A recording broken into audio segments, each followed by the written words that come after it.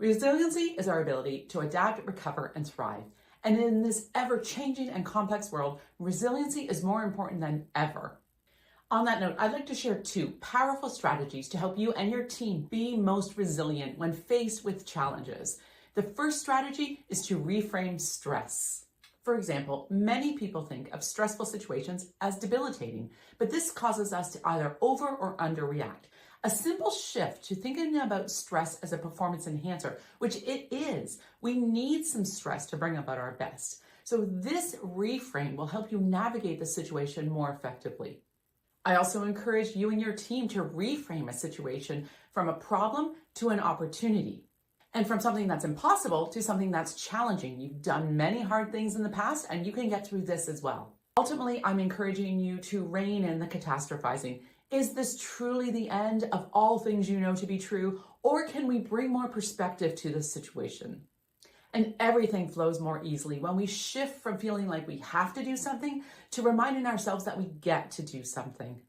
So how can you and your team reframe challenging situations? The first is to do just that. Reframe this situation. Identify the possible gifts inherent in this situation.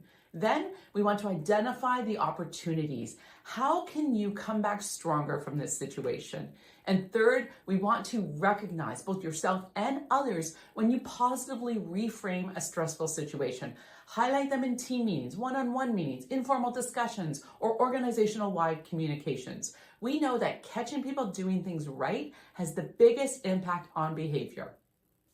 Now let's turn to the second powerful strategy to build your resiliency muscle, taking positive action.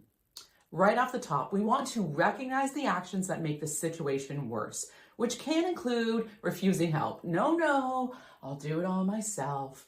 To not having clear priorities, which leads us to running around and doing too much at once and diluting our efforts.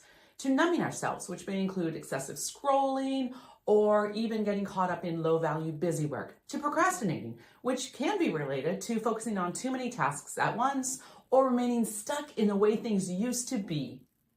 So to take positive action, it's so important to shift from feeling like a victim to feeling empowered, to shift away from being stuck, from inaction over to action. We are more motivated when we are making progress, even if it's tiny steps. And shifting away from avoiding discomfort to embracing discomfort. Yes, sometimes we have to walk through hard steps to accomplish great things. From being isolated to collaborative. It's much easier to work through hard steps when we rally together with our team. The best way to take positive action is to shift from what you can't control to what you can control. And of course, nonstop work doesn't help any of us. In certain situations, sometimes the best thing to do is take a break. Then you come back more refreshed, focused, and with those great aha moments. So let's recap. How can you and your team take positive action during stressful situations? The first is to respond in a values-based way, which reflects everything we've talked about so far. We also want to collaborate with our supporters. Every challenging situation is easier when we take a team approach. And a common theme across everything we've talked about is to focus on what you can control. So overall, you have 2 powerful strategies to build your resilience. Reframe stress and take positive action. And throughout all of this, I invite you to play with finding the ease and even the joy. That's where you tap into true resilience.